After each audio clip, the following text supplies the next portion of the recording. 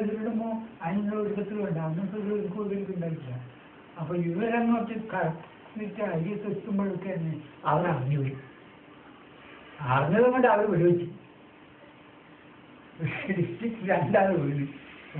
ഈ സംഭവത്തോടെ ചെറുകല്ലായി 4 തറ പ്രദേശങ്ങൾ മോചിതമായി.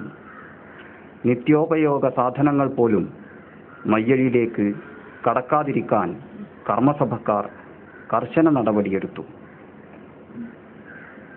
വിമോചന സമരത്തിൽ പങ്കുചേരാനും ഫ്രഞ്ച് ഭരണത്തെക്കുറിച്ചുള്ള വ്യാമോഹങ്ങൾ അവസാനിപ്പിക്കാനും ഉപരോധ സമരം ഉദ്ഘാടനം ചെയ്തുകൊണ്ട് ഉസ്മാൻ മാസ്റ്റർ പ്രസംഗിച്ചു. 1954 ജൂലൈ 14 മഹാജനസഭ മയ്യഴിയിലേക്ക് മാർച്ച് ചെയ്യാൻ തീരുമാനിച്ചു. ജൂലൈ 14 അന്ന് ഫ്രഞ്ച് റിപ്പബ്ലിക് ദിനം കൂടിയായിരുന്നു.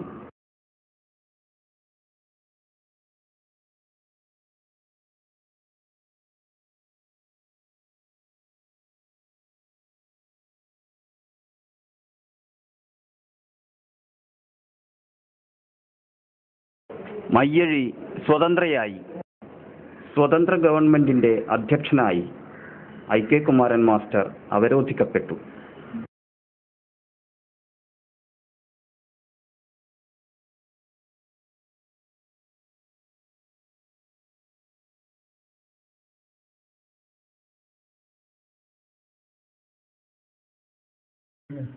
ഫ്രഞ്ചുകാർ വിട്ടുപോയില്ലേ നമ്മുടെ സമരത്തിന്റെ ഇതായിട്ട്.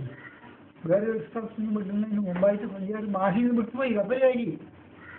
അങ്ങനെ ഏപ്രിൽ 14 ജൂലൈ 16 മാഹി സ്വതന്ത്രമായി നിലവിൽ വന്നു. അത് ജൂലൈ 16 മുതൽ നവംബർ 1 വരെ നമ്മളെ ഭരണസമിതിയെ ഭരണം നടത്തി. മറ്റുള്ള എല്ലാ ദിക്കിലും ഫ്രഞ്ചുകാരാണ് ഭരണം ഇന്ത്യ ഗവൺമെന്റിനെ ഏൽപ്പിച്ചു കൊടുത്തത്. മാഹിയിൽ നമ്മുടെ കമ്മിറ്റിയാണ്, ഭരണസമിതിയാണ് ഭരണം ഏൽപ്പിച്ചു കൊടുക്കുന്നത്. അത് മാഹിയിൽ മാത്രമേ നടന്നിട്ടുള്ളൂ. 118 ദിവസങ്ങൾ സ്വതന്ത്ര മയ്യഴി ഗവൺമെന്റ് നാട് ഭരിച്ചു.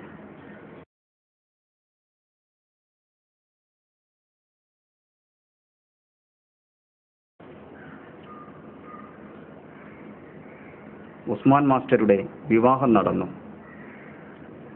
കഠിനമായ മർദ്ദന ഫലങ്ങളാൽ ഉസ്മാൻ മാസ്റ്റർ രോഗിയായി.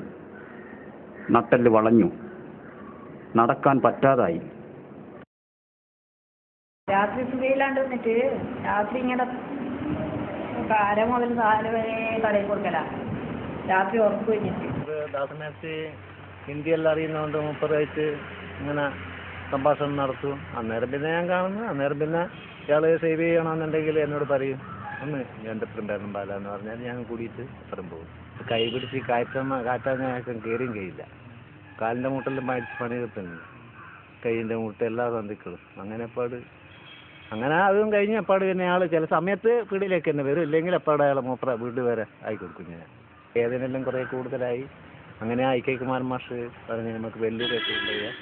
അയാളെ നേരെ സ്വാതന്ത്ര്യം കിട്ടിയല്ല, അഡ്മിനിസ്ട്രേറ്ററായിട്ട് നിൽക്കുന്ന സമയത്ത്. അങ്ങനെ അയാളെ കെയർ ഓഫിലാ വെല്ലൂരേക്ക് പോയത്. പോലീസുകാർ ബൂട്ട് കൊണ്ട് ചവിട്ടിയിട്ട് കാലിൻ്റെ മുട്ടും കൈയിൻ്റെ മുട്ട് എല്ലാ സന്ധിക്കളും അടിച്ച് പണി തീർത്താൽ മജ്ജയെല്ലാം പണി തീർത്തിന് എല്ലാം പഴുപ്പാ വന്ന് കയറിയത്. വലിയൊരു കുണ്ടേൻ്റെ ഓനെ കണ്ടിട്ടില്ല. ഓനിക്ക് 6 മാസമായാലാ മരിച്ചത്.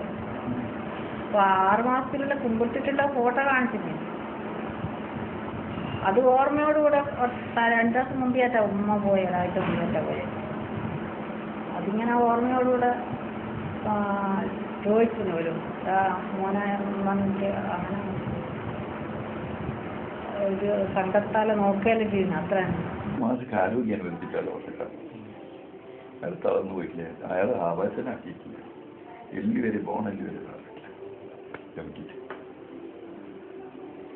എന്നിട്ടും അയാൾ ഇവിടെ റോഡിന്റെ കാര്യത്തിൽ മറ്റുള്ള കാര്യത്തിൽ ഭരണസമിതി അങ്ങായിരുന്നു അത് ചെയ്തിട്ടുണ്ട്. ഇവിടുത്തേക്ക് എന്തോരം റോഡെല്ലാം അയാൾ തന്നെയാണ് നേതൃത്വം കൊടുത്തത്. അയാൾ ആ സാമൂഹ്യ രംഗത്തൊന്നും മാറിയിട്ടില്ല.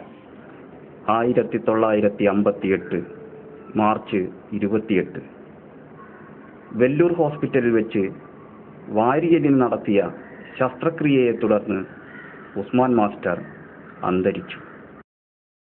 മരിച്ചിട്ട് മാഹി പാലത്തിനടുത്ത് പണിയെടുക്കുന്ന സമയത്താണ്. ആടുന്ന് പണിയെടുക്കുന്ന പീടിയെന്നാണ് ഞാൻ കാണുന്നത്. ഇയാൾ അവിടെ നിർത്തിയേ മാഹി പാലത്തിൽ ഇപ്പുറം വേനടക്കം. അന്നേരം പോയിട്ട് ഞാൻ കണ്ട്.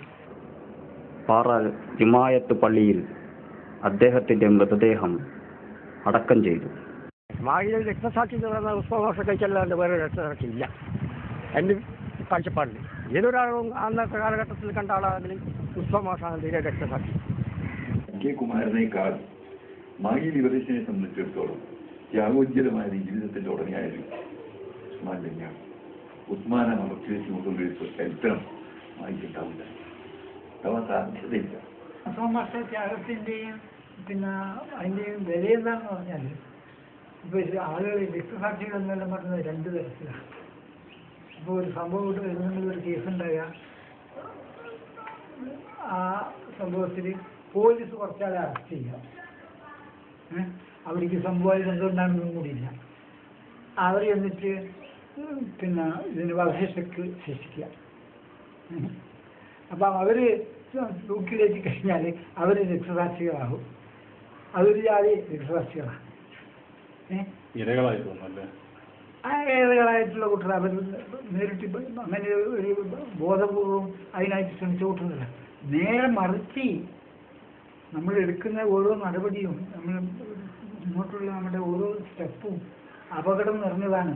ഇനി ഇന്ന പ്രത്യാഘാതങ്ങൾ ഉണ്ടാകും, ഇത് മരണം വരെ സംഭവിക്കാം എന്നുള്ള ബോധത്തോടുകൂടി മുന്നോട്ട് നീങ്ങിയിട്ടുള്ള ആളുകളാണ്. അപ്പോഴാണ്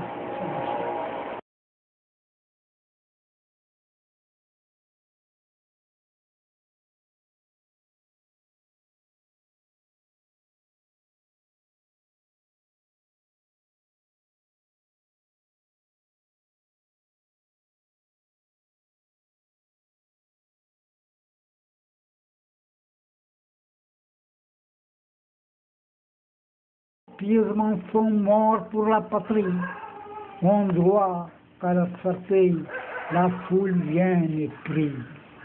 Entre les plus bons noms, leur nom est le plus beau. Toute gloire près d'eux passe et tombe éphémère. Et comme ferait une mère, la voix d'un peuple entier les berce en leur tombeau.